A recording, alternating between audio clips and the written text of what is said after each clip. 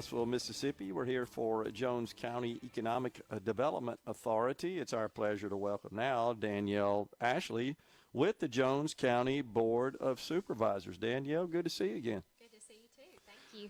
All right, so tell us what's going on here in Jones County. I see you're well prepared. You brought plenty of notes. I don't have that many questions for you. Well, I was hoping you would. All right, tell us what's happening. Yeah, there's always a lot of stuff going on. But one thing I did want to point out, which I think your listeners will be very appreciative of, is that Jones County Board of Supervisors has cut the millage rate every year for the past 5 years. We were just talking to Mayor Buckholtz about that. Yeah. So that's awesome. We're really proud of that. And, you know, we cut it a little bit. It's not significant, but you have to do that, you know, to maintain what you have. And, of course, the cost of everything goes up. You know, we have garbage trucks. We have road equipment. We have over 1,100 road miles in the county that the supervisors are responsible for maintaining. So all of that costs a lot of money. But because we've been so fortunate to have the industry here and industries that continue to invest here, you know, our assessed value continues to increase, you know, and it's not increasing maybe as much as DeSoto and Lafayette and Harrison County, but, you know, we are growing and we're appreciative of that. It lets us continue to cut the millage rate a little bit. Well, that's a great point because that it's something that I hear a lot on the show from folks on our text line, just out in public in general, is just complaints in general about property taxes. They'd like to see those reduced or preferably even fully eliminated. But the point you're making is as you bring more industry in and they invest in assets that are subject to ad valorem taxes. Yes. Land and property and equipment inside, right? All of that drives ad valorem tax revenues, and the more you're able to receive from those businesses, then you're in better position to cut those ad valorem taxes altogether because you're increasing your taxable base. That's right. Yeah. That's right. It's really important. Yeah. And, you know, I know people don't love paying taxes, but you have to remember you travel to work every day and you want good roads and bridges to travel on. Brad White makes that point all the time. Executive Director of MDOT. Yeah. You got to have a good transportation system to get there and get to your schools. And we, you know, have a good relationship with Jones College. We have 6 meals on for them, and we have a sheriff's department. We have a garbage service that picks up garbage once a week, and it's $17.50 a month. So we try to keep all these services going at reasonable, affordable rates for people. It's really important to us. Yeah. So is it fair to say, Danielle, that perhaps the primary responsibility, if not the primary expenditure from a county perspective, is on transportation infrastructure? Yes, that would be fair. Yeah. And, you know, there's 2 different kinds of counties, beat and unit, and we're a beat county, which means our supervisors are actively involved every day in their beats, you know. And unit counties, they're a little bit more hands-off. They're not even supposed to touch the road equipment. But our county is a beat county, and the supervisors work so hard. I mean, they are, you know, they're so attentive to their constituents, and they work very hard to keep the costs low. A lot of my supervisors, they'll do the work themselves. You know, they'll pave roads themselves. They'll fix bridges, you know, as much as they can because it's cheaper and it makes the dollar go further, you know. So they're really dedicated to doing a lot of work themselves. We're here, of course, on behalf of the Jones County Economic Development Authority. Talk about how you guys work hand in hand with them to recruit industry into the county. Yeah, we have a great relationship with the EDA, and they're always looking to improve the land that they have to attract industry. You know, that's kind of the way this world works now, is you get the sites ready, so that way you're more competitive for these industries coming in, and they're more likely to pick your site, and they want utilities to be available. So you got to have the water, the sewage, you know, you got to have all of that ready for them, the electricity ready for them to go. But Ross Tucker and his team, Shelly Jones, they do a wonderful job working with us to attract those industries. Ross is coming on here in a little while on the program. Yep.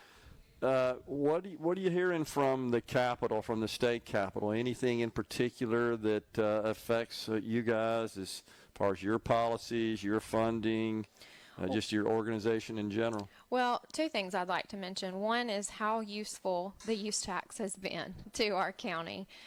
We receive about $3 million a year, and we put every bit of that. It has to be put on roads and bridges, Right. and we utilize every bit of that money, and we're so appreciative of that. It's really helped us to not have to issue any more debt on the roads. And the second thing is this E911 funding bill that was passed. We hope that that will significantly help us because that is a budget that's so important. We have centralized dispatch in Jones County, so that means we dispatch for all of the cities, the sheriff's department, all of the volunteer fire departments. So that's very important to us as well. And Senator Robinson got us an appropriation for Ruston Volunteer Fire Department for them to have a new building, which was very nice. And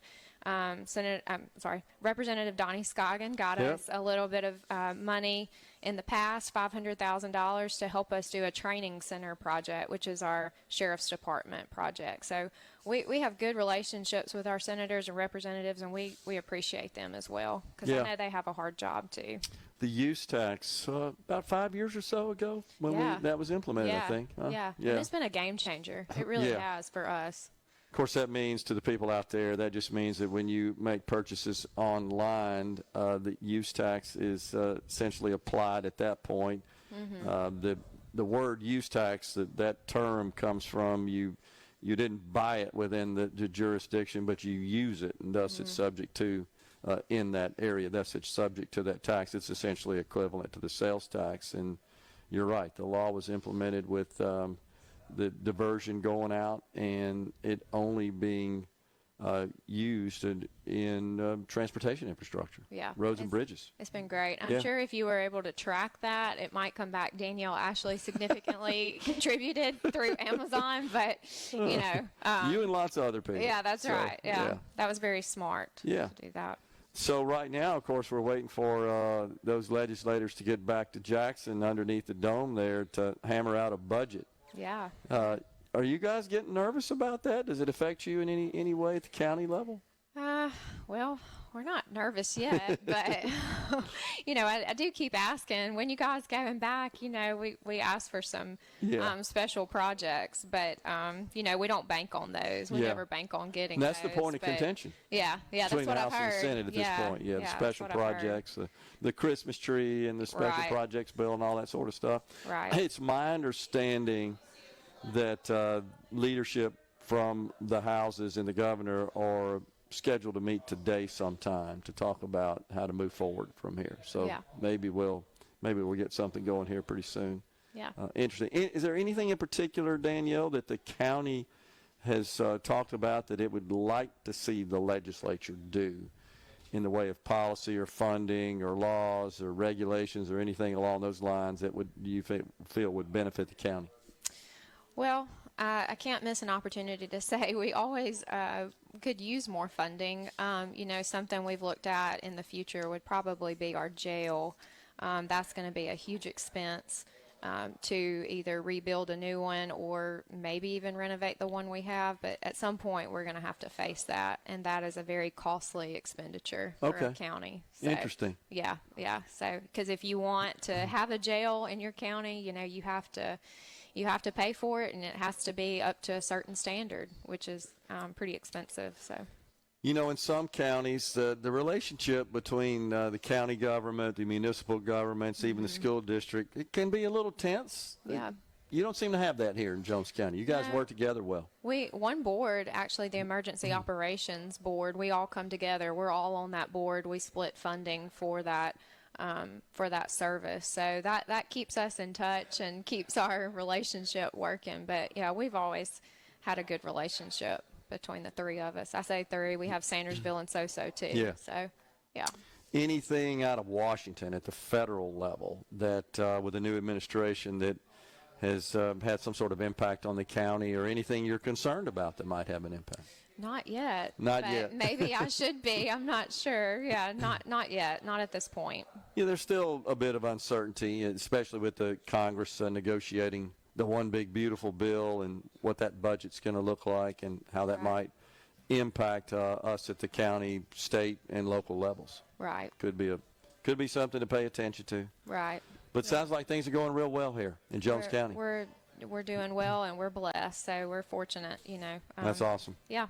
I love to hear the millage going down. That's great. And we've been able to have that healthy reserve and keep our bond rating. So all at the same time. It's with good. lower taxes. Yeah. That's awesome. That's fantastic. It's great. Appreciate you coming on, Danielle Ashley, Jones County Board of Supervisors.